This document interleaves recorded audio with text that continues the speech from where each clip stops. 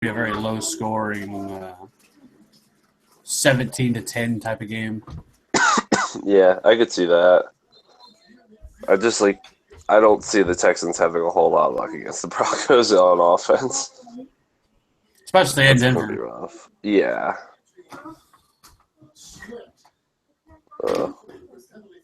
Denver fans annoy me a little bit.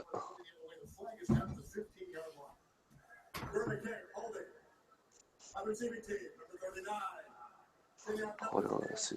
Let me see if I can pull up a stream for this game. Put it on mute.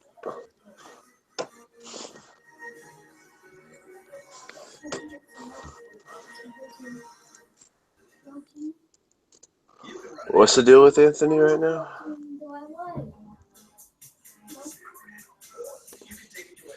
His I guess his brother was supposed to come over to change his brakes on his girlfriend's car, so he had to show him where he could put it or something. Okay. Yeah.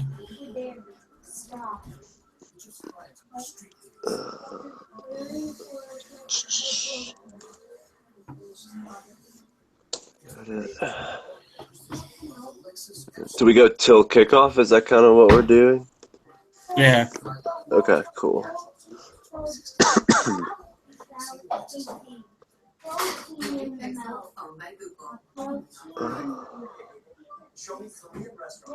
Giants Rams.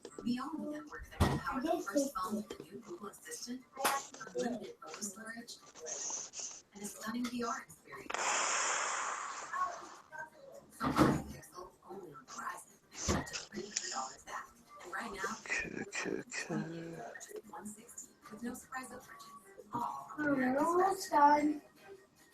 No, they're not done yet. You can commute.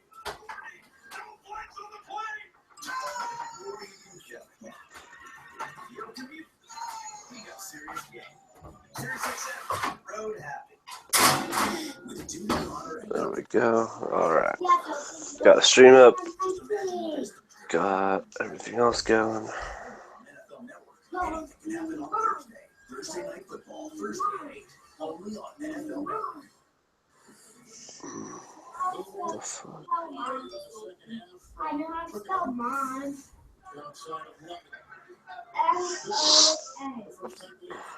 M-O-N.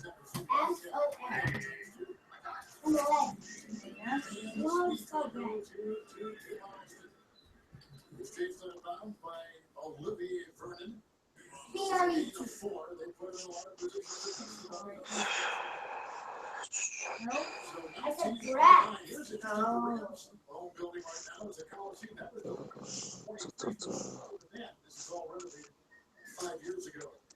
Spectacular stadium.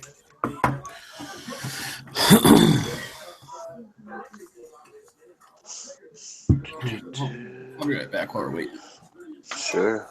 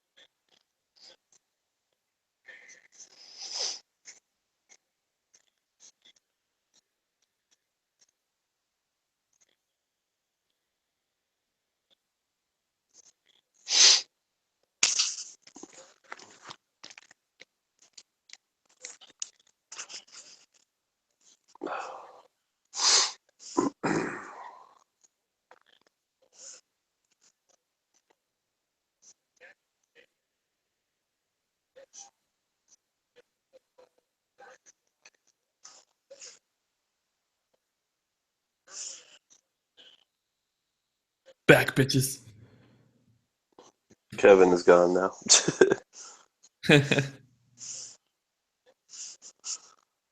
He's not back on time? That's it. Shame on him. Starting without him.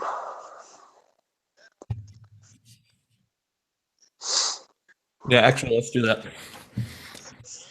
Sure. All right. What are you going to start out with? Talking about some injuries? Yeah, the injuries in the news, I guess. Cool, cool. Well, Kenny Britt almost caught that. That would have been amazing. All right, onwards.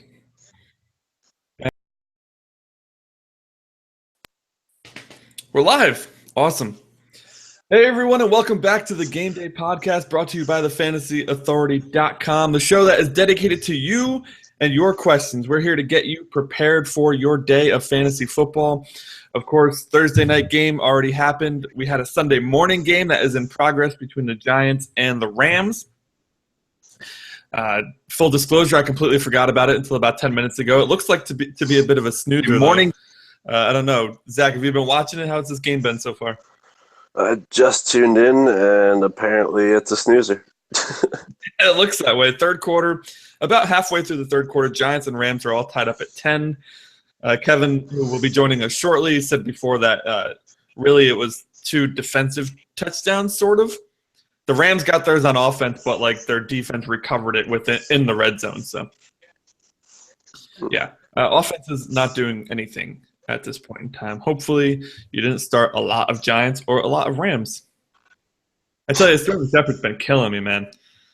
Like in this offense, he should be so good, and he was so good, but all of a sudden, they're just not doing anything.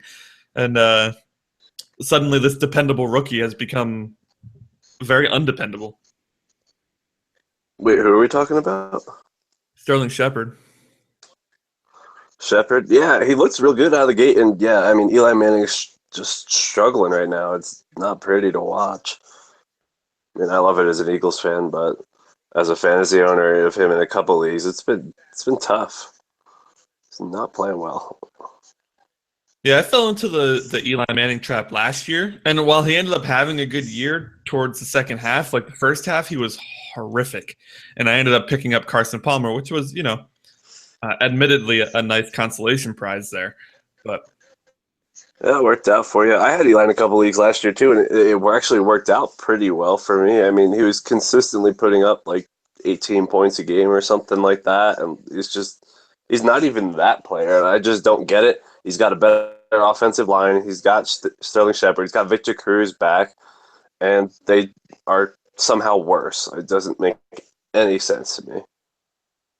you know what, though? You're seeing that with the Carolina Panthers as well, right? I mean, because Carolina gets Kelvin Benjamin back. They get some defensive players back. They did lose Josh Norman, so that's a big one. But like on offense, their offense hasn't been as good as last year, and they have more talent now. And it's the same case with the Giants. It doesn't make any sense to me. Maybe trying to do too much in these cases. Well, I kind of got like why the Panthers are different. Like, to me, that one makes more sense than the Giants one. The Giants, I think people seriously underestimate the loss of Josh Norman and how much he actually meant to that team. And when you saw like the Falcons absolutely destroy their secondary a few weeks back, like you're like, oh, I guess they aren't as capable of passing or stopping the pass through the air. And what, like, on offense for me, I just, like, last year I thought was kind of fluky. I do think Cam Newton is a pretty great talented player, but just as a whole, their offense is just kind of overrated, I think. I think Kelvin Benjamin was an overrated player. I think Devin Funchess still hasn't really emerged. They relied on Ted Ginn to be a number one receiver last year, and, like, it didn't seem sustainable, and I guess we're kind of seeing that it really wasn't. So I don't know. That's just how I feel about it. It's just, and I'm not a fan of Jonathan Stewart either. I think he's also just criminally overrated. So Criminally overrated. I'm with you there on Jonathan Stewart. I'm not a big J. Stu fan myself. in fantasy, he's just the worst because Cam Newton steals all his touchdowns. So he's not involved in the passing game. You're basically just hoping he runs for 100 yards. That's the only thing you can hope for, and he does it like, once in a green moon or something. It just doesn't happen. So I don't know. I stopped drafting him. Yeah. So just watching this game here, Giants, I think they got pinned inside their own 5, so they decided to run the ball. The offensive line just completely whiffs. Like, Jennings gets hit on the half-yard line almost immediately after he takes the ball. It's just, what the hell? Like, come on, this is the one situation where you should be blocking better than you ever have before. Getting run over by the Rams defense. Oh, jeez. So let's get into some injury news, man. There's a lot to talk about here. Ben Roethlisberger, of course, is out with the torn meniscus there against Miami. That was last week, right? Yes. Weeks are all blending together already. It's only week 7. Joe Flacco has been kind of not practicing or limited practice all week, but he is expected to play. Carson Palmer as well expected to play. Good news for the Cardinals and for the Ravens, especially since I have Mr. Mike Wallace as a stud today. So that would have been bad news Bears if Flacco wasn't playing. The running back situation much more interesting, though, because there's quite a few big names out, and then there's the game time decisions that drive us all freaking crazy because we're going to end up playing them and they'll not play at all, or we won't play them and they'll have a blow-up game. That's just how it works. Whatever you decide to do right now before the 1 o'clock games hit, the opposite is going to happen. So, Yeah, I'm waiting on the Latavius Murray situation. That's one that's affecting me, unfortunately. Not proud of that one. let's start with the guys who are questionable. So Jamal Charles, he has swelling in the knee. LaShawn McCoy has some sort of hamstring thing going on. And Latavius Murray still with that toe injury. He's been out a few weeks now, also questionable. So 3 huge names in the fantasy world, huge names in the football world. What are you guys doing about these situations? Obviously, it's a wait and see, but we're running out of time to actually wait and see with less than an hour and a half to go before the bulk of the games kick off. So I got Murray in one league, and I don't have any backup options except for Ryan Matthews against Minnesota, which I won't do. So I'm just gonna hope for the best with that one. I'm already 2-4 in that league, so there's not much I can do. I already have Mike Davis starting at my other running back spot. It's pretty weak. Let's see. I got Jamal Charles in another league. Like, these are the 2 leagues I have nothing going on for me. I'm 1-5 and 2-4 in these 2 leagues. And I think I'm going to start Jamal Charles as well because of lack of options. I'm the worst person to talk to about these things because they're literally my only options. But, I mean, Murray's playing Jacksonville. Jacksonville's got an underrated defense against the run. So, I mean, if you have better options, especially with that toe injury, try and start somebody else would be definitely my recommendation there. Let's see. Latavius Murray is active, and so is Jamal Charles. Okay. Charles plays New Orleans. I mean, he's not an awful option. I mean, because the Saints don't tackle. But, I mean, we all saw what happened the last couple weeks where Spencer Ware seems to be getting a little bit more of the carries. I think this will be a decent game to start sprinkling Charles in more and try and get him above that 50% threshold. I don't know. What do you think, Kev? Well, I mean, I think obviously it's a terrific matchup. The Saints are, yielding 28.3 fantasy points per week to run it to the running back position. The problem with Jamal Charles is that it sounds like he could be limited, which, I mean, he's been limited anyway so far this year. So I don't know how much more limited we're talking than what he's been, but it certainly is a terrific matchup. And I think it really comes down to who else you have versus if you would play him. Because I still think he's an interesting flex option this week, going up against that Saints defense that doesn't really, scare anybody. Obviously, if you have Spencer Ware, I think he's a top 5 play this week. And then as for the Raiders, I mean, we kind of hoped that DeAndre Washington or Jalen Richard would do something. They did nothing both weeks that Latavius Murray was out. I think that really proves Latavius Murray's value. He does have a toe injury, which is, obviously scary for any running back, considering, his cutting ability and everything else could be compromised, I guess. But Latavius Murray doesn't make cuts. So, yeah, but I think it really proves though that everybody that has Latavius Murray that you should feel pretty good about Latavius Murray because, like I said, like none of those other running backs did a thing with their opportunity. So, and I think it proves that Latavius Murray is the best running back that they have on that team. So, if I had Latavius Murray, I think he's in the same position. I think you're probably playing him depending on who you have because. Because there's like some other options, like we really loved Mike Gillislee this week because of it sounded like Shady McCoy wasn't going to play. Well, now of course, went from Shady McCoy could miss 2 to 4 weeks. Now he's playing this week, although he's another guy they're reporting that he could be on a 25 to 35 snap count. So that just kind of muddies the situation there. I mean, it's a great matchup for them against Miami, but I don't know now because now if Shady McCoy does fine, they can continue playing him. Gillislee was once a guy that a lot of people liked, but now with McCoy playing, I mean, he's another guy that you don't really know what to do with. Obviously, McCoy's been one of the best running backs in the league this year, but I think you're still playing McCoy because of what he brings to the table, and he can easily find the end zone. But this could be one of those we think they're going to play, and maybe they don't end up really giving him much work, and then you just feel stupid for going with them because I think a lot of people spent a lot of fab and high priority waiver ads on Mike Gillislee this week, and now he's kind of in that same position of you just don't really know what to do. But I think it all just comes down to who you have versus if you would play him or not. Yeah, I'm in the same boat, and I mean Miami's been better than average against the run, but yeah, I mean McCoy's one of those players that can go off any week, even with an injury. He's so elusive. That hasn't notice for the end zone, at least this year, 6 touchdowns in 6 games.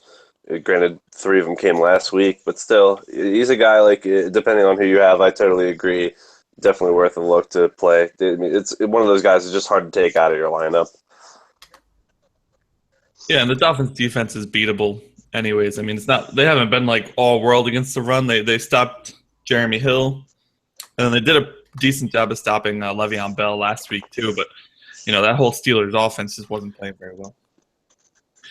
As for guys who are officially out and we won't have any questions about, you won't need to kind of scramble last minute to swap them out when the decision finally comes out. It's Carlos Hyde. D'Angelo Williams, that's a surprising one. A bit disappointing there for him. Should be a run-heavy game for Pittsburgh. Doug Martin and Theo Riddick. Doug Martin suffers a setback, guys. Extremely disappointing. I'm a huge Doug Martin owner. I have him in a little over 50% of my leagues. Was really hoping to kind of dial him up this week against the juicy matchup against San Francisco. And it turns out that's not going to happen. And Coach Dirk Cutter says, I have no idea when he'll be back. Not exactly what you want to hear. You got some Jacquizz Rodgers? No, I don't have any Jacquizz Rodgers. I'm not really buying into the Jacquizz Rodgers narrative that's been going on this week. He had a ton of touches. Obviously, they're playing San Francisco, great matchup. But I don't know. I've never been a fan of Jacquizz Rodgers, and I'm not going to start now.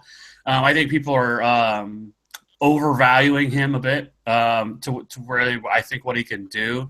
Like I said, great matchup and everything, but I just don't know. I'm not I would never have ran out and sold the farm to get Jacquizz Rodgers, just because I don't think he's all that great of a talent. I'm kind of with you, Kevin. I don't think he's a great talent. He's always been kind of that second or third running back on the team, kind of just a change of pace guy. Never really thought he was capable of handling a full load. I mean, week 5 against Carolina, he had 30 carries and 5 catches. I mean, anybody who gets that type of workload is going to be fantasy relevant, but as far as talent-wise goes, I don't really see it with him. So, yeah, I mean, if you have not a lot of great options at running back, he makes for a decent start this week. But, yeah, I mean, don't go trading some of your better players for him or anything like that. Watch, he's going to score 3 touchdowns this week now. Well, I mean, it's possible. Definitely. I mean, San Francisco's been horrific. I mean, San Francisco gave up 4 rushing touchdowns, I believe, last week, and over 200 yards rushing. So, I mean, it's certainly possible. I'm not going to sit here and act like it's not this week, but as a long-term prospect, I think the best you can hope for Rodgers is he does have another really good week and then trade him high, because I think that's the smart way to go, because he's not somebody who, for the rest of the season, if Doug Martin didn't play the rest of the year because of this injury, that you would be banking on as a solid, week-to-week start. Fair enough. Ben O'Donnell joins us here on YouTube. He asks if he should start Mike Gillislee or James White. Honestly, I think this game for the New England versus Pittsburgh game, I think it really profiles as a LeGarrette Blount type of game because I think the Patriots get up early. I mean, you have no faith in Landry Jones, so I don't know if this is a great James White week. I think this could be a game where New England gets up early and kind of just rides LeGarrette Blount the rest of the way. And as we saw with Pittsburgh last week, I mean, Jay Ajayi just had a game of his lifetime with 200 yards and 2 touchdowns. So I actually really like LeGarrette Blount more this week over James White. So I would probably go with Gillislee, even though it is a sketchy situation like we just talked about because with LaShawn McCoy back. But Gillislee has proven even with a healthy LaShawn McCoy that he has standalone value. I mean, last week he had 60 yards and a touchdown. So I would probably go with Gillislee. Gillislee over James White? I don't know. I kind of more on the James. Well, especially for PPR leagues, I'd go James White because I think with Tom Brady back, it rockets up his value at least until Deion Lewis comes back. I'd take him probably. He's getting some decent workload through the passing game, and I don't know what the carry split between Gillislee and McCoy is going to be. He got 6 carries in week 6, 2 the week before, 6 the week before that, 3 catches on the year. I mean, the workload isn't necessarily there. Touchdowns were buoying his last 2 games. Other than that, he hasn't really been relevant in the fantasy world. No, not that he's not good, but well, I mean, it brings back like the same thing I said with LaShawn McCoy. If LaShawn McCoy is truly on a snap count and only plays 25 snaps, I mean, then Gillislee should get.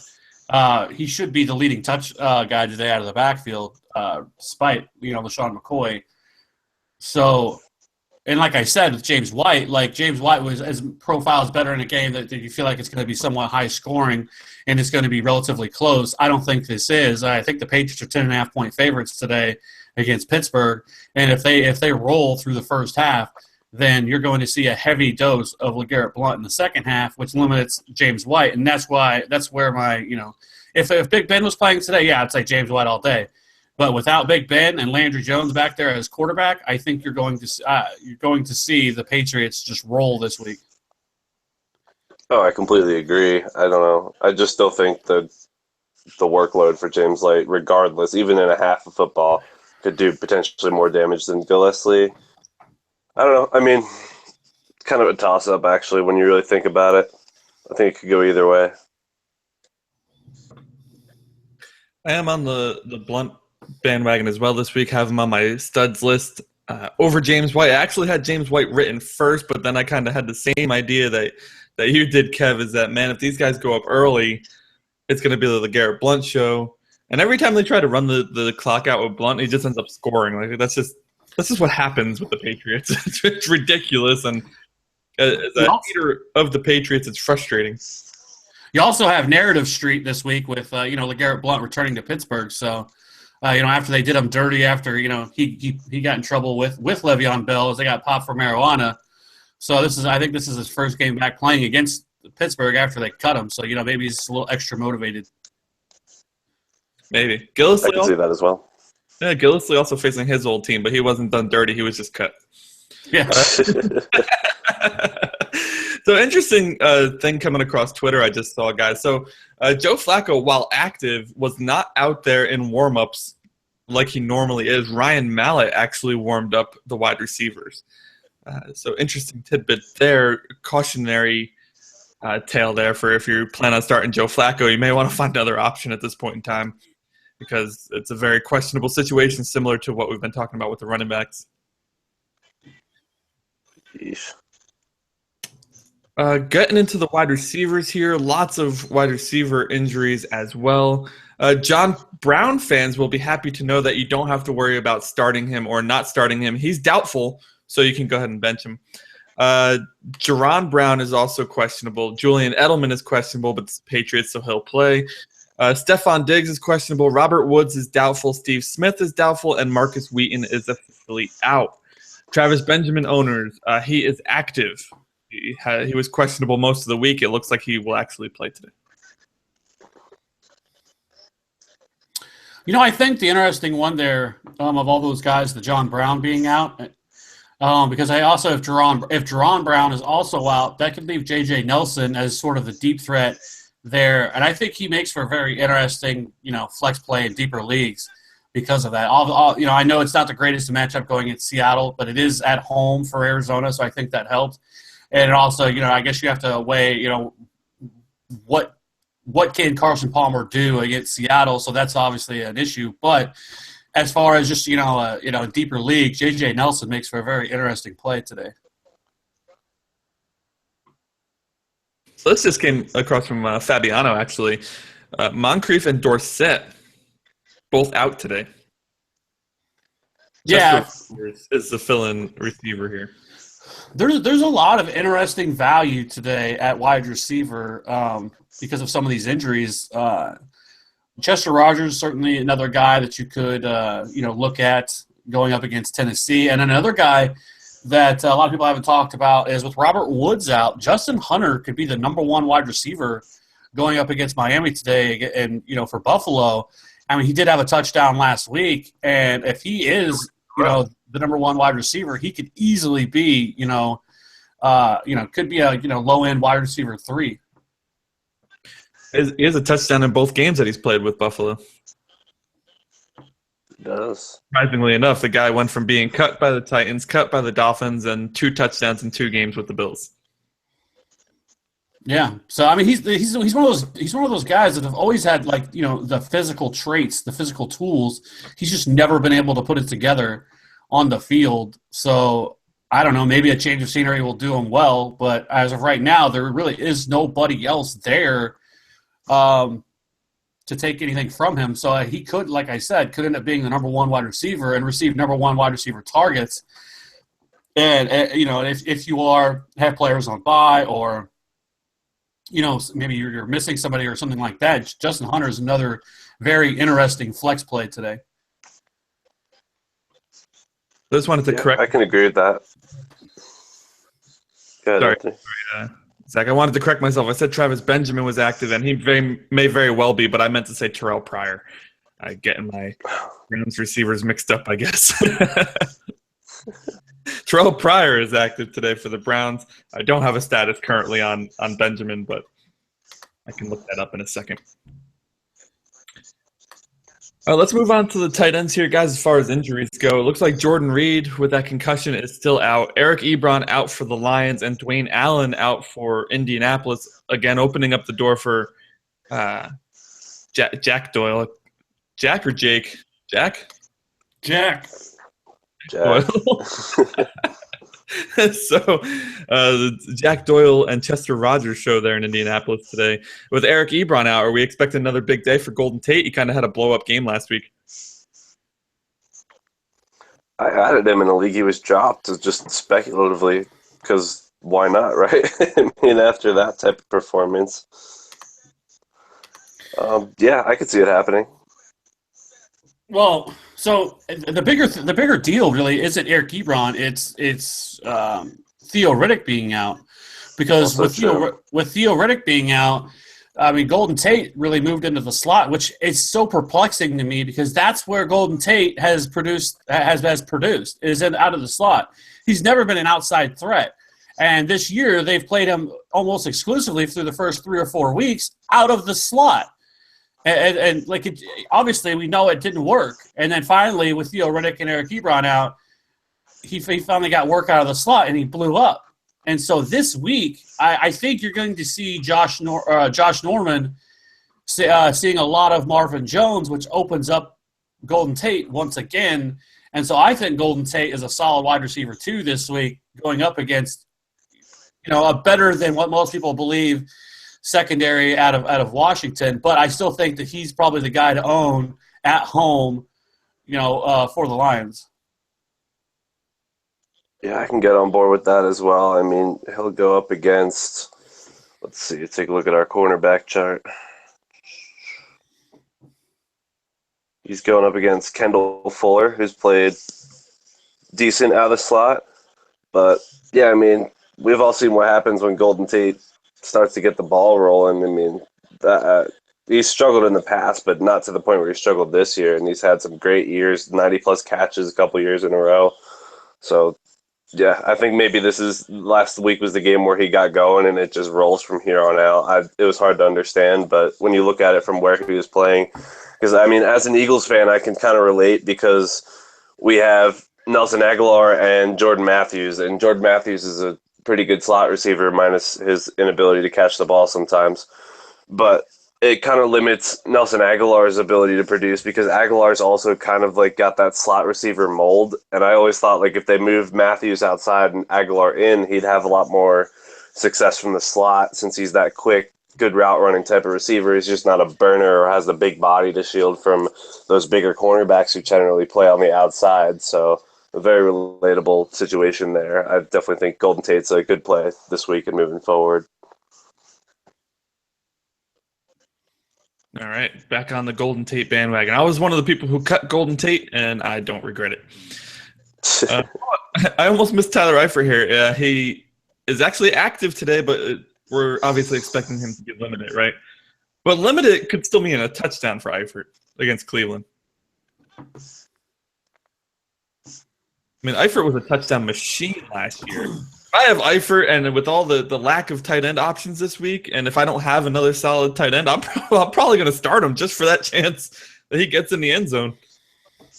He did it for me every week last year. I wouldn't feel uncomfortable with it.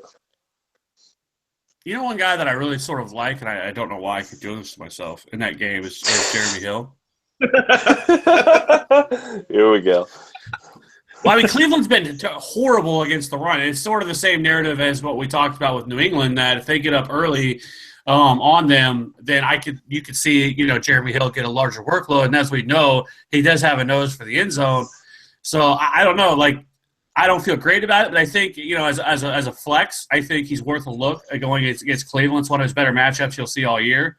And like I said, if this game turns out to be where Cincinnati gets up early on them, could end up being a real Jeremy Hill type of game. And we haven't really had too many of those so far this year. I don't disagree with that statement. We somehow managed to take a tight end conversation back to Jeremy Hill. Well, I mean, you talked Awesome. about Cincinnati, so I figured he was worth a mention. That's true. Eric Carter joins us on YouTube. Thank you for joining us, Eric. And thank you to you as well, Ben. Hopefully we helped you out with that Gillislee versus James White question. He wants to know if he should start DeAndre Washington versus the Jags or Chris Ivory versus Oakland. Ivory all day. What was it? DeAndre Washington versus the Jags or Chris Ivory versus Oakland? Zach says Ivory all day. I mean, he's got the better matchup against Oakland's D, which is pretty bad, and you got to think he's going to start getting more carries now that he's healthier. I mean, they paid him a lot of money to get some work going between the tackles on first and second down. And if Latavius Murray's playing, I don't see a whole lot of standalone value for DeAndre Washington, so I'm going Ivory. Did he say if it was a PPR or not? He doesn't, but he does mention the stats for each defense. Jags D allowing 3.8 yards per carry, and Oakland D is 30th against the run. A quick interjection. Congratulations to Rashad Jennings owners. If you started him, he just got himself a touchdown, so good on you. That's the three people out there who started him this week. Good job. Sorry. I think you got to go Chris Ivory. I think he has a good shot of finding the end zone against that Raider defense today. It's really going to depend on what type of game it is. If it's more high scoring, then it probably limits Chris Ivory's. But I think you got to go Chris Ivory. I think you know more of what his workload is going to be, and I think he's guaranteed probably the goal line touches. So as to where DeAndre Washington has been ineffective and is not going to be the goal line guy.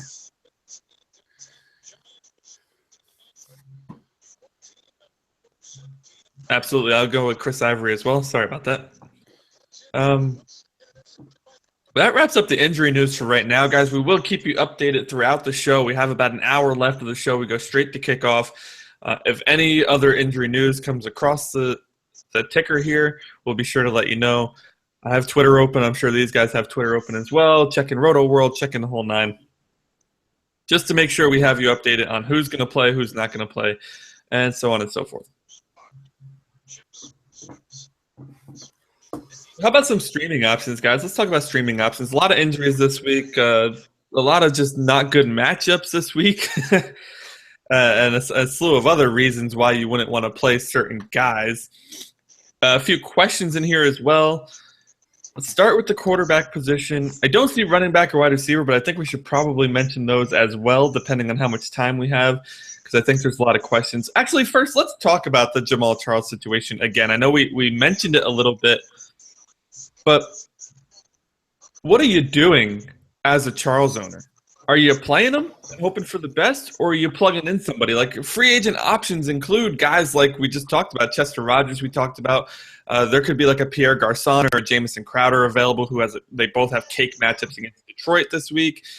I'm sure there's a slew of other options. Let me just take a look. Quincy Enunwa's been getting dropped a lot. He could be an option.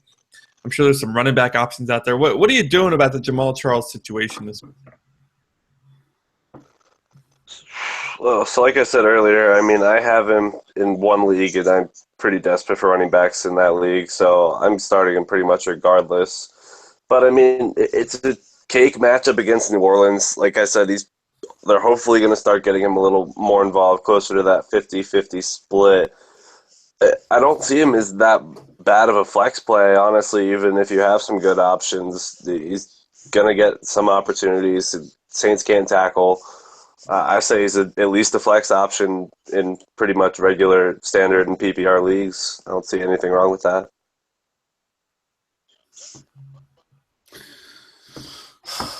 That's pretty much what I mentioned before with Jamal Charles. It's really just going to come down to what other options you have. Because, I mean, it is a terrific matchup. The Saints have been roasted all year by the running backs. I mean, just remember a few weeks back whenever Tevin Coleman and Devonta Freeman both just went off against them. So, I mean, it's pretty much a weekly occurrence. So, Jamal Charles, I mean, he's been limited all year anyways. So, I mean, it's not like all of a sudden is he going to be even more limited than what he's been? I mean, because he hasn't gotten a full workload at the times he's played. So, I think he's a guy that can easily find the end zone or break off a big play. But it's just going to depend on how much volume he gets. So it certainly is warranted to look out, see what else is out there. Anthony, you mentioned Pierre Garçon, who's a guy that I really like this week, going up against that Lion secondary. And with Jordan Reed out, there's not a lot of other options there. I mean, Deshaun Jackson's kind of really hasn't done much all year. Pierre Garçon could be a guy who sees 12 to 15 targets today in what should be a high-scoring affair. And if he does, he could be a very interesting flex play this week. So, I mean, if someone like Pierre Garçon was out there, I would take a shot on him.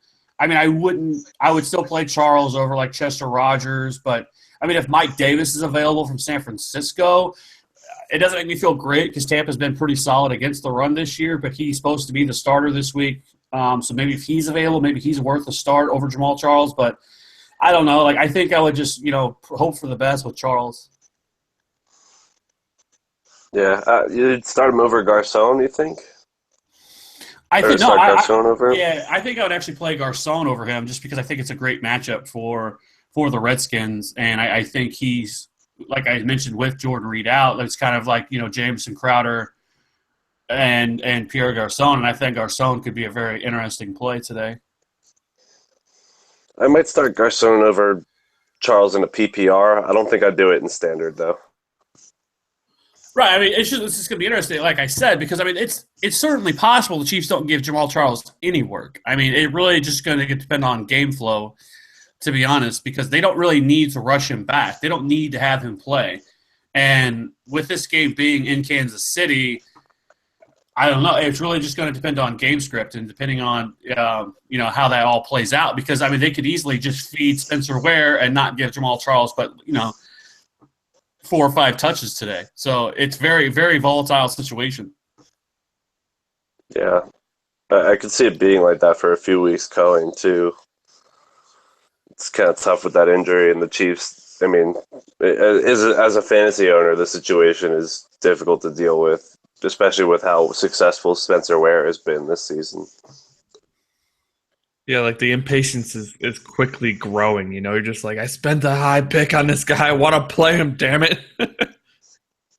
Here we are. It's almost Halloween, and haven't been able to play Jamal Charles very much. Last week he did get a touchdown, though, so that's something. It was tough seeing that news, though, when you wake up, whatever day that was, yesterday, the day before. Oh, Jamal Charles has knee swelling.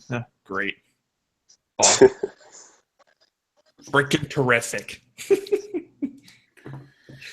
One other running back question. Actually, real quick, those of you joining us on YouTube, thank you for joining us so much. We appreciate it. If you have any questions, make sure to throw them in the chat or go on Twitter. Use hashtag AskTFA if you prefer to use Twitter.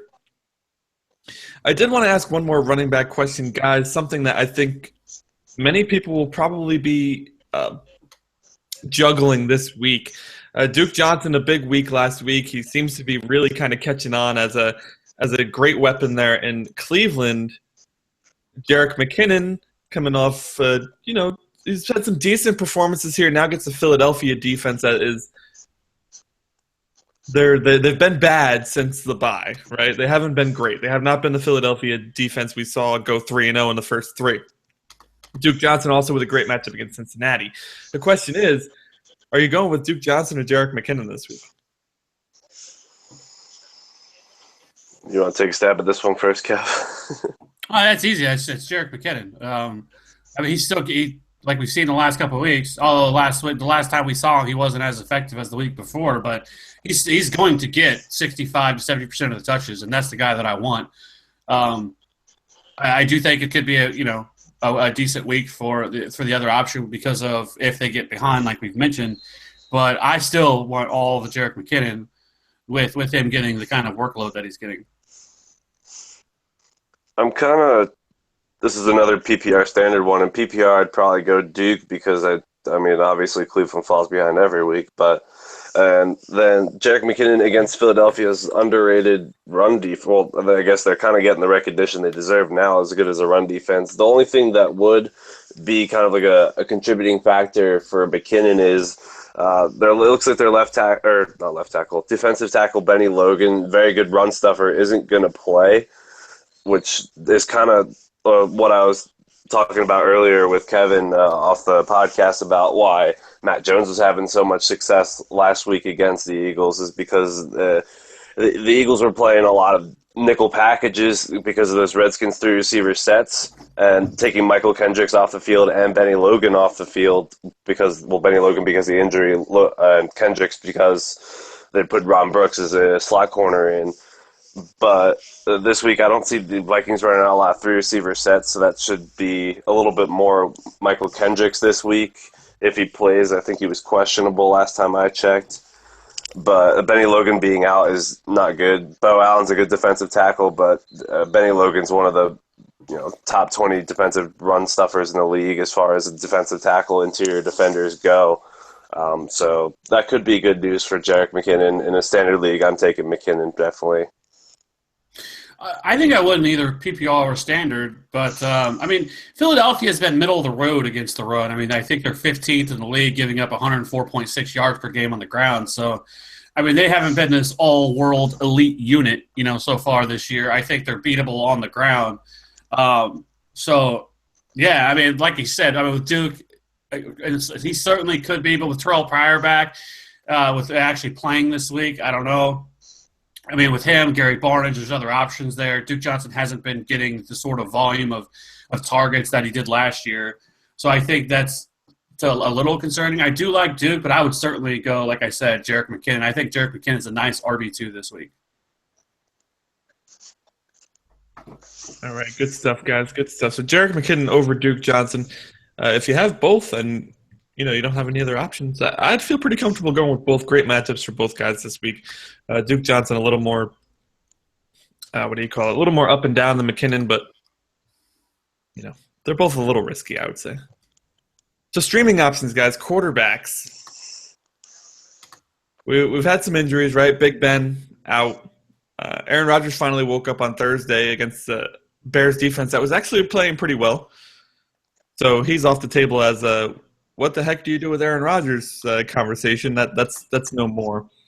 But some guys that have been playing well lately, Marcus Mariota, Tyrod Taylor, even Jameis Winston, Sam Bradford, most of which are still available. Then you got other names who are maybe big names but have good matchups. They have decent performances under their belt, decent reputation under their belt, like an Andy Dalton, like an Alex Smith. They both have high scoring potential, albeit not on a weekly basis. And then you have some relatively unknowns with Colin Kaepernick, Geno Smith getting the start this week against Baltimore. Holy crap! Why are we talking about? Sorry. Looking at all of the options, who can fantasy owners turn to be not only maybe this week's starter, but maybe a guy that they can rely on for a couple weeks at a time or the rest of the season? Or is it better off to just stream every week at this point with the state of the quarterback? I mean, I'm always a quarterback streamer. I've drafted Eli Manning in a couple leagues pretty late, and even that's not paying off. I streamed Brian Hoyer for a couple weeks, and now he's going to be out for looks like 8 weeks. So I'm still playing the streaming game. I don't love any of the options as long-term options unless somebody makes a dumb decision and drops somebody who's been playing better. But, yeah, I mean, it's not a great time to be a QB streamer right now. I'm slightly intrigued by Geno Smith. I would be more intrigued if Eric Decker was playing, but, yeah, it's rough.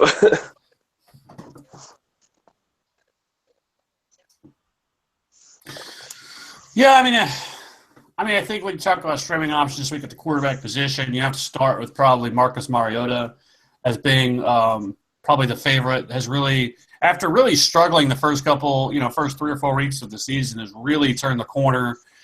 Another great matchup this week going up against Indy. As we know, Indy secondary or an entire defense is really not that good. But that's what really worries me with Marcus Mariota is, do they just pound the rock like they've traditionally done all year with DeMarco Murray, which limits the effectiveness of Marcus Mariota? I think Andy Dalton is a guy who's probably dropped in a lot of leagues, who's really kind of underperformed. He's a great add this week going up against Cleveland. Like you mentioned, Geno Smith. I don't think Geno Smith is depending on how deep your league is or if it's a super flex or 2-quarterback league, Geno Smith isn't terrible. We've seen it in years past that he can be fantasy relevant. We're not asking a ton, and Baltimore is certainly more beatable through the air than they are, on the ground. So, with that, I think that it's really going to depend a lot on other variables. But I think Geno Smith is certainly a guy if you're hurting for a quarterback, maybe you take a look at. Alex Smith going up against New Orleans, but like we mentioned, I think this is more of a ground and pound again, like we saw last week. So using Alex Smith it's really like a real game flow type of play, because if Kansas City's forced to stay in the game, and if New Orleans plays and keeps the game close the entire game, we could see far more out of Alex Smith. So he's also a guy. So I think there's a few options, like I mentioned, Jameis Winston, which I'm sure was added through waivers. And then Andy Dalton, Mariota, a little Tyrod Taylor, Alex Smith, and Geno Smith are all certainly options. Geno Smith. I can't say his name without cringing. I mean, not that this is saying a lot, but I certainly think he's a much better option than what Ryan Fitzpatrick was. Yeah, I guess so. And you still have, you Kaepernick, right? Yeah, and then they still have the weapons. They still have Brandon Marshall, Anunwa if he can get going, and then Bilal Powell out of the backfield. So, I don't know. Like, I mean, it's not like it's a Buffalo situation where you're talking about like just nobody there. I mean, at least he still has some playmakers to lean on. But if Carson Palmer gets dropped in your league, who are you dropping for him? Or are you not even bothering? I mean, at this point, Carson Palmer's certainly droppable. He's done nothing to provide any sort of faith that he's going to turn it around. I mean, obviously he still can. We know he still has the weapons. He should be far better with Larry Fitzgerald, Michael Floyd, and John Brown at his disposal. And then obviously with as well as David Johnson has run the ball this year, he should be much better, but he just hasn't been. So, I mean, I'm picking him up for all the guys I pretty much just listed. I mean, Andy Dalton certainly would be an option, maybe Mariota, depending on, and guys like that are all certainly options to drop for Carson Palmer. Yeah, I'm kind of treating Palmer as just kind of like a streaming option week to week, potentially just depending on the matchup. And he doesn't have a great schedule. He plays Seattle twice, Carolina, which has been beatable. He plays Minnesota, which looks like a death sentence these days. He does have a couple decent ones, though. I mean, he's got Atlanta week 12. That could potentially be a shootout. New Orleans week 15. So, he's got time to turn it around and potentially prove he can be worth starting every now and again. But, yeah, as an every week starter, not looking good for him in that front this year. I just feel like he's probably done. Done. Huh? Just done. Just retire. I just think he's cooked. I mean, I don't know. Like, I haven't seen nothing from him. And this goes all the way back to last season, all the way into the playoffs last year. He hasn't changed. Like, he's looked like the same guy all the way dating back to that point. He just doesn't look like I don't know what's going on with him. I don't know if it's something injury-related, but you wouldn't think – obviously, he had the entire offseason to get right, and it still hasn't happened. I don't know. Like I've mentioned this before, like there was reports out there about some sort, like nerve damage and things like that in his throwing arm, and if that could very well be the case with him, and that's what's going on, and if that's the case, then I don't think he's not coming back from that. So I don't know. I don't know if he's in his own head or what, but whatever's going on there, it's not good for Arizona whatsoever. And then, in terms of fantasy, he's just a guy. I mean, he's not anybody that's like you should feel nervous about dropping. No, not at all. I'd drop him if I had him. And the funny part is last season, if you guys remember, Carson Palmer went undrafted in many leagues, because it wasn't expected that he was going to have a good year. And then by week 3, week 4, he looked like he was going to be dynamite. You picked him up. It likely led you to a pretty good season. He likely led you to a playoffs at least, if not a championship run. This year, it seems that the tables have turned yet again. He was highly drafted. People loved him. They were comfortable getting him in the 8th, 9th, 10th round as their QB1, and he appears to be droppable now. What a saga this Carson Palmer fantasy world has been. I know this is just like obviously just like, a fun like speculation thing. But if you're Arizona, are you considering at all going out and looking to see if you could acquire a quarterback? I mean, the Arizona Cardinals have all the pieces to be a legit Super Bowl contender, except for their quarterback has been awful, which is obviously the biggest piece you're going to need to go to the Super Bowl. Who do you go get? Yeah, the question is who. You wonder if like Chicago would give up Jay Cutler, which I know that's not a great option, but at this point, I don't know. Maybe he would be a better option than what Carson Palmer has been. He does have the big arm to get the ball to his receivers, but obviously, like you mentioned, we know that he hasn't been the greatest of options. But I don't know. Do you sell the farm and try to get like an A.J. McCarron out of Cincinnati? I mean, I know they're not great options, but I mean, Carson Palmer has been so bad that or at the very least, some sort of insurance. Because, I mean, obviously you don't feel great about Drew Stanton either. So I know there's not a ton of options out there, but I don't know. Maybe it would be a wise move looking to see what else maybe you could acquire in case Palmer doesn't turn it around or Palmer were to get hurt. That's interesting, the A.J. McCarron thing. What do you guys think that he's thinking with that? Like, to me, is there a better chance that Cincinnati would trade McCarron or a better chance that they would trade Dalton? I think it would have to be McCarron. They like Dalton. the thing with, I mean, as we've seen with like Brock Osweiler, is that short sample size doesn't really tell the whole story. And yes, he was productive last year, and I really like the moxie, I guess, that AJ McCarron brings to the table. But it's still a very short sample size. Another one we don't really talk about is Jimmy Garoppolo there in New England. I mean, he looked really good as well, and I think Arizona obviously saw that firsthand week 1 when Jimmy Garoppolo dropped the hammer on him. If you're Arizona and you're expecting to be you're expected to be in the playoffs, you're expected to have a late draft pick anyways, do you consider it's going to take a first to get Garoppolo at least? Do you consider that? I mean, Sam Bradford got a first. I think you have. I mean, I know it's crazy, but I think you have to. Like we've mentioned, they have all the pieces to be a Super Bowl contender. Like, they're not one of these teams that you're just kind of like, well, maybe they could have a shot. Like, no, they are legit in a Super Bowl conversation, but they are not, obviously, with Carson Palmer. So, I don't know. Like, I think it's worth it for them to go out and look at. Now, NFL teams don't generally do that. This isn't Major League Baseball where we see these huge trades and stuff like that. But I don't know. Like, I think if you're Arizona, you have to, because how short is the window? I mean, Larry Fitzgerald is getting older, although still very productive. Michael Floyd's a free agent after this year.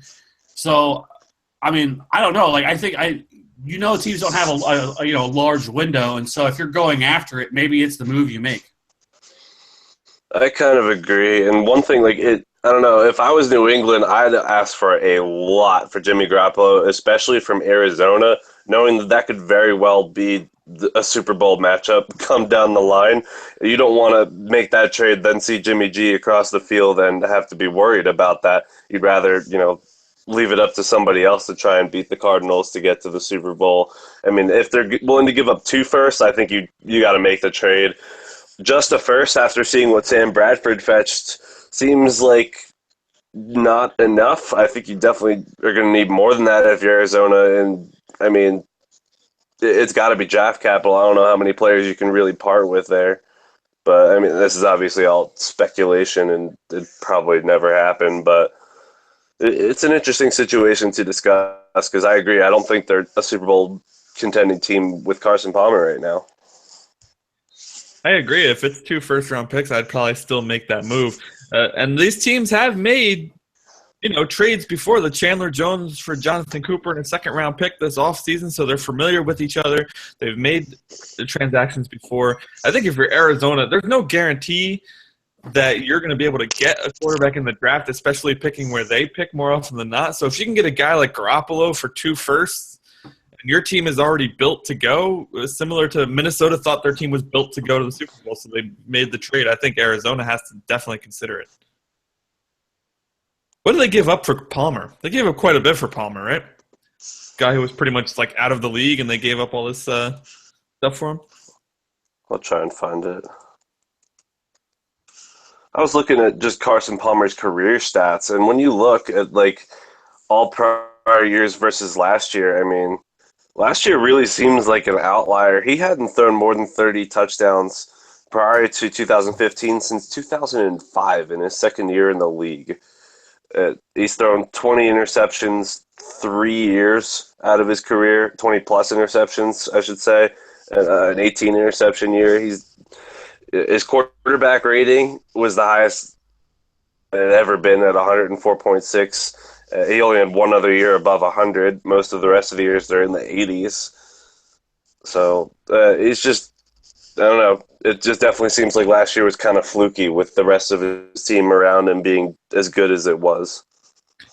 Yeah, I got to say, I wasn't a huge fan of him last year, too, and I kind of felt like an asshat when he had such a good year, but I was never a huge Carson Palmer fan. I always thought he was extremely overrated. I thought the reaction that people had when he decided to quote-unquote retire and not play for Cincinnati, like it was the end of the world for Cincinnati. Like the guy's never won a damn thing, and he, quite frankly, has been an average quarterback at best throughout most of his career. So it looks like they swapped draft picks and gave up a conditional pick. I don't remember. I'm just trying to figure it out on the Carson Palmer trade. It doesn't look like a huge deal. No, it wasn't. But I mean, Carson Palmer, even in the playoffs, he's been awful. Like we saw it last year, he was awful in the playoffs. Like that's why Yeah. I just never had a lot of faith in it. And like I said, it's a shame because Arizona's right there. If they had a legit quarterback option, then we would be talking about them among the best in the league with, the Seattles and the Minnesotas, in terms of the NFC, who has a shot at going to the Super Bowl. And right now, with Carson Palmer, I mean, I just don't see it. I mean, I think even if they even make the playoffs, and that's a realistic option for them right now of not getting the playoffs, because I don't think they're going to get, unless something happened crazy with Seattle. I think Seattle probably has that division, and then you're talking about a wild card. And obviously, I think that the NFC I think you have a lot more competition in the NFC than you would have if you were a team in the AFC. They're not even as strong as last year, though, for the NFC. I feel like last year the NFC had 4 or 5 legitimate teams that I'd take probably over, like, all but maybe 1 or 2 of the AFC teams. But I don't know. I mean, go ahead. I'm sorry. No, I was going to say I still think there are. I mean, I think if you look at the AFC right now, you literally have New England and then a bunch of teams that I could easily just make a case for all of them for being the number 2 seed in the playoffs with the NFC. I mean, you have real talk with, like I said, like Seattle, Minnesota. I hate to say it, but Dallas is a legit team that really has a shot. Depending on what they do at quarterback, hopefully they make the right decision, but it doesn't sound like they're going to. Atlanta has been crushing folks. I mean, they should have won, last week against Seattle if they hadn't got screwed out of that PI call. So I don't know. I think there are legit contenders in the NFC, so it just makes everything else that much harder for Arizona. Atlanta's I agree. Also didn't have to let Seattle just run the ball right up the field and how many plays. I mean, they could have done something to prevent that. Although I do agree the call was terrible. There's no guarantee they were going to win that one if they got it. But you're right, though. I mean, there's so many options in the NFC this year that Arizona, if they don't start getting some better quarterback play, they're in a whole lot of trouble. They were the favorite this offseason to make the Super Bowl. At this point, it's looking like they're going to have a very hard time doing that. I know, and you guys all picked them. I did. Sure did. Not me. Who'd you pick, Kevin? A little bit about tight ends before. Who did you pick? Seattle against New England. Seattle and New England, right? I could get right on board with that right now. I tell you, Dallas looks pretty good, but they might be a little too young. We'll have to see. They're intriguing, that's for sure. Yeah, definitely. The Tony Romo, Dak Prescott talk is getting real, too. There's so many people calling up the radio last night and like, you got to trade Romo now. He has his most value. And I'm sitting there thinking to myself, how? There's your option for Arizona. Trade Tony Romo. Trade for Romo. That is would very be interesting. That is very interesting because there are teams that desperately need a quarterback, and Arizona's being one of them. So that's not a bad option. You have Dak Prescott. I mean, how much longer can you feel like Tony Romo, even if he comes back and is able to play? I mean, how much longer can you feel confident in him as your starter? And then are you going to limit the developmental process for Dak Prescott? I mean, Dak has shown that he can carry this team and do, and be just fine. So I don't know. Do you want to disrupt everything that Dallas is going on to insert Tony Romo back into the offense? I don't know. Like, it's risky because if you do, and what happens if they start to fail? Are they going to turn back to Dak, or are they going to feel like they have to stick with Tony Romo? So I don't know. I think that if they have Romo backing up Dak, say that Jason Garrett, or it's obviously not Garrett's decision, say that Jerry Jones decides that in his infinite wisdom that to keep Dak in like everybody thinks he should and have Romo back him up. And now say you trade Romo and Dak gets hurt. You got Brandon Weeden going in, I think, if he's still there. Somebody along the lines of Brandon Weeden going in now at this point, where you could hold on to Romo and have a legitimate backup and have 2 good starters. Now, I obviously see both sides of this argument because I think that some teams hold on way too long, like Tampa with Mike Glennon. They could have gotten killer value for Glennon like last year, the year before. They've decided to hold on to him just in case, despite drafting Jameis Winston in the first round. So it's really, there's a lot to consider here, I think, in this situation, more so than just, okay, if Tony's not starting, let's trade him. I mean, what about Denver? You don't think Denver would try to, with Trevor Siemian and Paxton Lynch struggling in the last 2 weeks with that defense, wouldn't consider a move to get Tony Romo? I can see that as well. Yeah. It really depends on what it would take to pry Tony Romo away from Dallas from me, and what they're getting in return too. Because I think if Arizona offers up a first-round pick for Tony Romo, I think they should take that, because you look at how young the core of that Dallas team is, that you get another first-round pick to add to that. The Super Bowl isn't guaranteed this year, even though they're looking good, but you add 2 first-round picks, say, next year or whatever, and that team all of a sudden could be pretty dangerous going, for the next several years moving forward. I think that's pretty awesome value for that for them if Arizona's willing to part with it. For Denver, it's a little bit different because they're a little bit of an older team, so then they just kind of need him for a year or two until Lynch is ready. That's all he's really going to give him, but. Yeah. The value there, I think the Cowboys are going to want much more than any other team is willing to give up. Probably true. So Rams here, 3rd and 10. They have a drive going. Oh, my gentle Jesus. And Case Keenum. Okay. Never mind, the Rams did have a drive going, and then Case Keenum happened, so that's not going to happen anymore. The Rams are driving down the field on the Giants to tie the game up. Keenum has pressure in his face, so throws a lollipop in the air, and the Giants defender catches it like a punt. The thing just went, I don't know, 100 feet in the air, let's say. Let's exaggerate a little bit.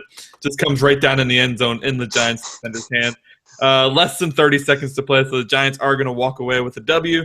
Here in London, Case Keenum, head in his hands. Yeah, you lost your job, buddy. Put Jared Goff in already, Jeff Fisher. Stop being the worst coach in the NFL. Just a reminder, guys, if you have questions, make sure you throw them in the YouTube chat. We will be happy to answer them for you. There should be a lot of questions surrounding your roster this week with the number of injuries out there. Carolina and Dallas both on a bye this week, so that takes out quite a few options as well. So if you're having some trouble, you're struggling to make a decision, let us know. We will help you out. You can also use hashtag AskTFA on Twitter, and we will be sure to answer your question there as well.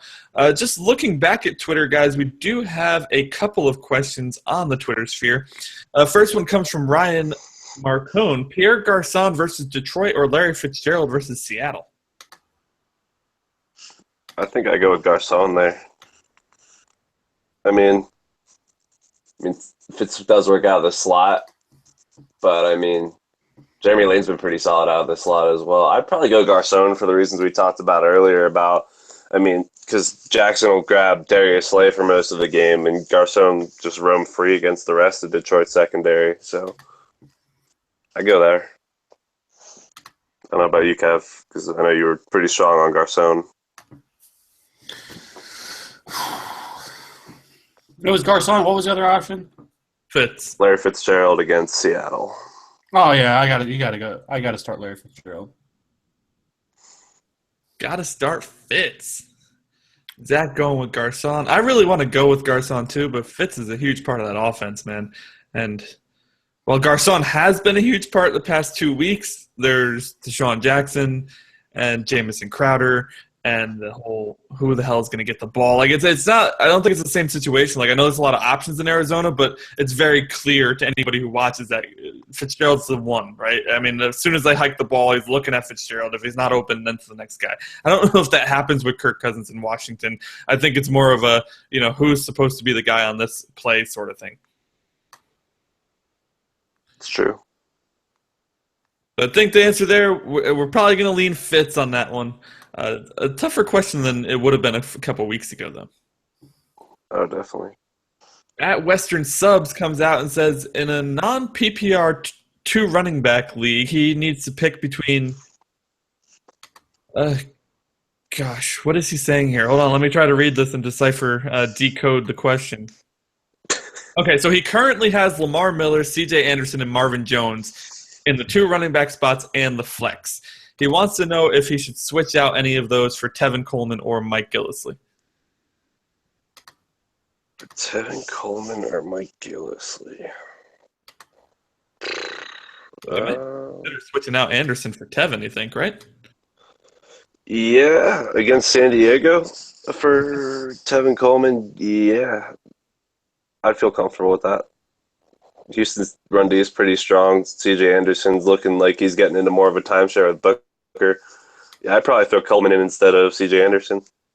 How about Jones, though? Jones has been down, too. Marvin.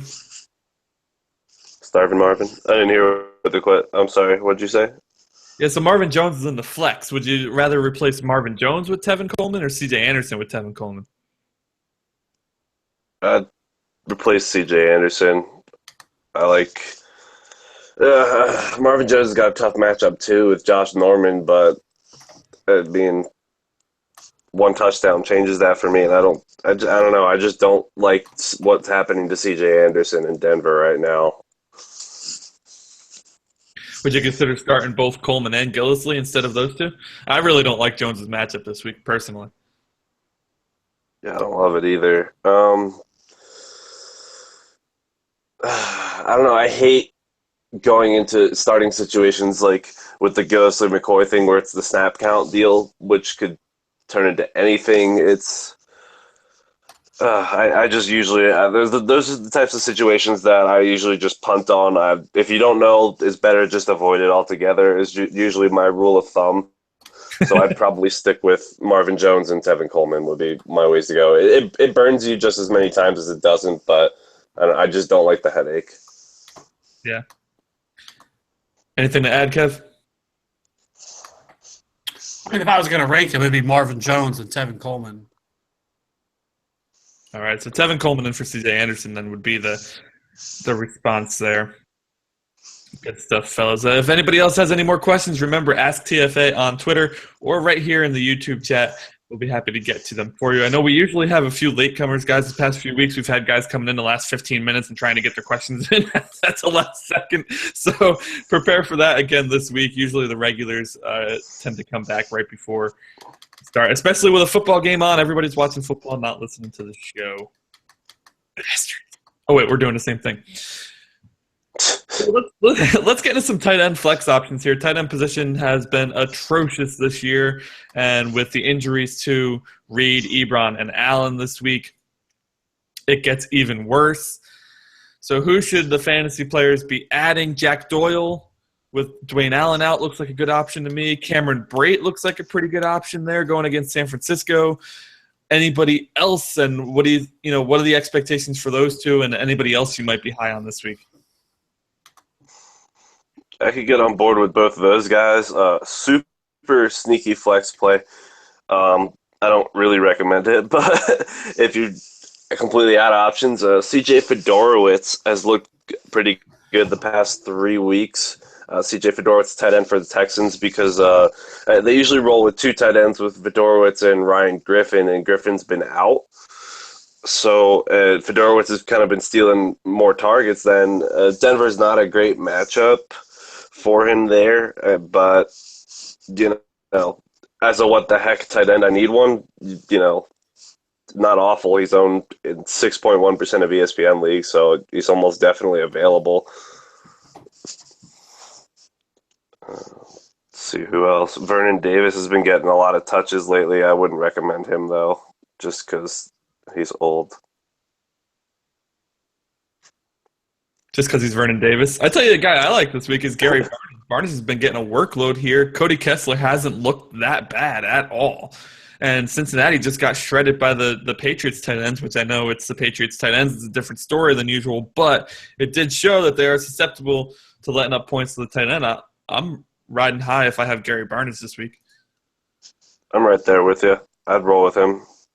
I mean, he's available in some of these leagues. It's pretty crazy to think about after the year he had last year, and how consistent he's been over the all except for a goose egg in week 1. He's been solid as a tight end. He's a top 12 fantasy tight end with that goose egg still. So, yeah, I'd roll with Gary Barnidge, absolutely. What about Vernon Davis going up against the Lions? One of the best matchups that you with Jordan Reed out. The Lions are giving up 10.7 fantasy points per week to tight ends, which is third overall. So, what do you guys think about maybe a Vernon Davis? Not a huge fan of his, but I bet you he gets a touchdown. Yeah, I mean, I'd probably avoid him. But, yeah, he's the guy I'll be like, I don't know, and then he'll score 2 or 3 touchdowns out of nowhere. So Detroit has been pretty awful against tight ends. I've written about that in a couple articles. So it is a what the heck, You could do worse than Vernon Davis, I guess. You certainly could.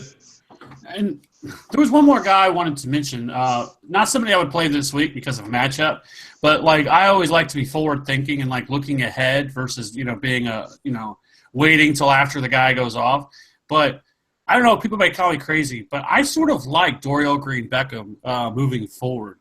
He's gotten more involved in the offense. I think last week he played 81% of the last time they played, he had 81% of the snaps. I think he's going to surpass Nelson Aguilar, who's failed. But he's a guy that if he's available, which I'm sure he's available in most leagues, that I would be stashing. I mean, you're not going to have to worry about this week. I doubt he burns the Vikings defense. But I think moving forward could be a very interesting stash. Resident Eagles fan over here who I've liked, honestly, what I've seen out of DGB as opposed to our other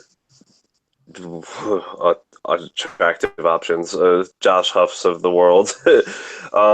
But yeah, I don't love him moving forward. I mean, if you're in a very deep league, I say sure, go ahead and stash him. You never know when he starts scoring touchdowns because the Eagles start getting better at moving the ball. Yeah, I agree. He's not going to do anything against Minnesota because the Eagles offense should struggle mightily against them. But there are some intriguing matchups going forward for the rest of the season. So, deep league stash, why not? Sure, but I'm not counting on him. He just doesn't have his head in the game ever, it seems like. You love Dorial Green-Beckham, Kev. Right back to him, man. You were high on him in Tennessee, then after he just kind of had the head case stuff, and then back to Philadelphia, back on board with him. I know that the physical tools are hard to pass up, though. I mean, the guy has everything you need to be a good receiver in this league except a brain, it seems. I don't know if I even trust that, though. I mean, he played in Tennessee with a terrible, absolutely horrific head coach. So, I don't have any trust that the guy knows what he's doing with the talent that he had. So, I don't know. Like I said, he could easily be the number 2 wide receiver there before too long. And with the running game being a little ineffective with Ryan Matthews and everything else, I mean, he could be their best red zone target. So, I don't know. I think he's worth a look. And I'm not saying he's going to blow up and be, a monster down the stretch, but I think he's certainly a guy that I'd like to have on my bench. I can get on board with that statement at least. I mean, yeah, people with his talent do blow up occasionally, right? Yeah, he could be a worthwhile stash. Yeah. What do you guys think of Lance Kendricks here in LA? So 3 of the last 4 games, he has 7+ targets and pulled in 5 catches or more. Lance Kendricks. I mean, this is unbelievable. I would never, think to say, hey, yeah, Lance Kendricks is a good option. But with the state of the tight end right now, Lance Kendricks has actually been one of the better options. Yeah. It's tough, I know, because it's LA. Their passing game is atrocious. Case Keenum is not a starting quarterback, but Jeff Fisher seems to think he can be. Then again, Jeff Fisher thinks a lot of things that aren't true, and somehow still gets extensions. Anyways, that's not the topic here. Is this sustainable by Kendricks? He gets the bye week next week, but then comes back against Carolina, the Jets, Miami, New Orleans. Some decent matchups there. Sustainable, maybe. I mean, when the Rams' offense is as bad as it is, you kind of try and lean on the running back and the tight end to try and just move the chains. And that appears what they're doing with Kendricks, which isn't awful, but as an every week starting fantasy option, I don't think I can get on that board. I'd probably sell that, but the streaming option, when your tight end is injured or on a bye week. Again, it seems like there are just a ton of these streaming 1 week tight end options, and it's kind of just a crapshoot to guess who's going to get what. So when you're in that situation, you don't have like a Gronkowski or a Jordan Reed. I mean, obviously Reed's injured, but one of those top tight ends. Kind of, especially in PPR leagues, I look for the volume, and if Lance Kendricks is getting that type of volume, to at least have that safe floor to get you a couple points every week, that's what I'm looking for. I'm not looking for the touchdown or buzz tight ends, because you get a goose egg in the middle of your lineup, and you're not doing yourself any favors. I don't know about you, Kevin, but that's just I'd rather go with the safe floor than the high ceiling. Yeah, but with tight ends, there is no safe floor. I mean, there's like 2 or 3 guys who you can even say that has that. I mean, everybody else, it's just a jumbled mess. Like, you're just hoping for that week and trying to play matchups. And honestly, if my tight end gets me 5 to 7 points, I'm thrilled. And I'm like, sweet, did your work, sir. Other than that, like, I don't know, what tight ends are there that have a safe floor? I mean, you can't even say that about like Travis Kelce, who's an upper echelon tight end. Delaney Walker, I guess, is probably maybe in that conversation. Obviously, you have Olsen, Olsen and Gronk and some of those guys. But for the most part, there really isn't any safe floor tight ends because it's such a volatile position. Well, I'll give you an example. A guy I've been rolling out in a lot of my leagues is Dennis Pitta, who's been pretty solid coming back from a couple years being out of football. He's 3 games over 6 catches this year already. He has a 100-yard game. Hasn't caught a touchdown, but he's not letting you down in PPR leagues. He's kind of that safe floor guy. I know he's going to get somewhere between 4 and 7 catches a game, which is guaranteed points in a PPR league. I start him almost every week in a lot of my PPR leagues, and haven't been disappointed with that as a guy who didn't go for one of those top tight ends in the beginning of the draft for the Gronkowskis, Reeds, and Olsens. So fairly safe weekly floor. fairly safe for sure. Yeah, definitely in PPR leagues. Yeah, standard. There's no way. Standard. He's just Standard is different. I mean, no touchdowns. Has killed him. I mean, he's getting like 3 or 4 points a week, and you're like, oh, sweet, thanks. I mean, again, it's just kind of what it is. I mean, I would rather shoot for a guy that does have even if they're touchdown dependent. Might only get you 3 catches for 20 yards and a touchdown, but I'll take that all day for my tight end. That's true. This guy on Fantasy Live on NFL Network looks just like Geno Smith. Was that Marcus Akbar? No, I think it's Marcus Grant. At first glance, when I looked over, I was like, what the hell's Geno Smith doing on Fantasy Live? Doesn't he have a game to play today? Oh, man. It's not Geno Smith. Note to self. Y'all want to do some lightning round? Let's do lightning round, man. We got 12 minutes to go before kickoff. Let's get some of these questions just answered. Ajayi or Tevin Coleman? Who's Miami play? Buffalo. I'll take Tevin Coleman. Coleman, yeah. Chris Thompson or Darren Sproles? PPR. Sproles as well. I like Chris Thompson. I really like him today a lot, but PPR, Jacquizz Rodgers or Matt Jones? Rodgers. Roger. I'll go Rodgers as well, though I don't love it. Let me see. Yeah, limited package for Jamal Charles, according to Adam Schefter, tweeted. Well, that was an hour ago.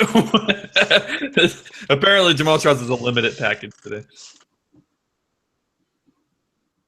Yeah. Well, that's pretty much whatever that means. And that's pretty much all he's been doing anyway.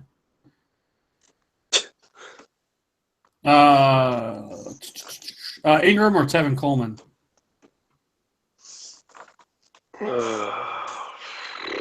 I will go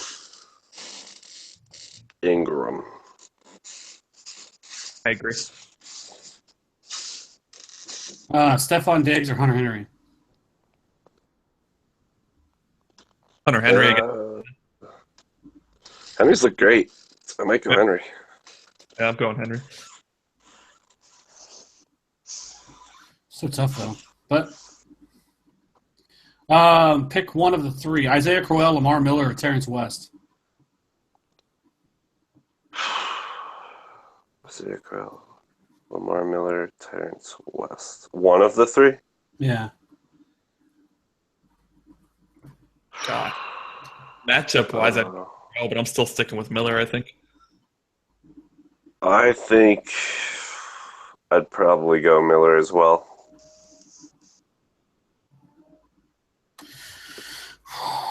Yeah. But Crowell is tempting.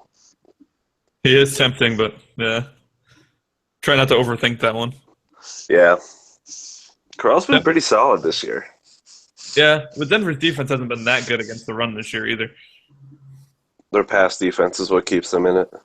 Mm-hmm. C.J. Anderson or Mark Ingram? Ingram. Definitely Mark Ingram. 100%. 1,000. Shouldn't even think about it. Not even a question.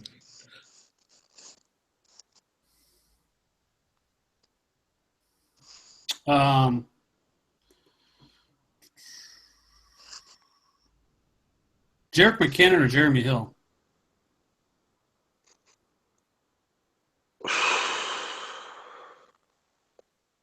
I'll go McKinnon. Going I'll Hill. cave a little bit. That's so tough because Hill's been getting limited touches when McKinnon gets all the work, but Hill's got such a beautiful matchup though. I know. You got to figure they'll go up and just run Hill into the ground for the last 2 quarters. Yeah, I gotta play I Hill think. in that But match. Cleveland's been keeping people in games though. Like their offense, like Terrell Pryor's been doing well. Gary Barnage, their run game, their defense is atrocious, but their offense is actually moving the ball on a weekly basis. Just inexperience everywhere is what's really keeping them from winning games. I tell you what, for as much slack as they get as being the Browns and being terrible and all that stuff, they did some work with Terrell Pryor there, man. That guy is phenomenal. It's been awesome to watch. Yeah, he's really fun to watch, unless he's shredding your team. And it's still fun, just not as fun.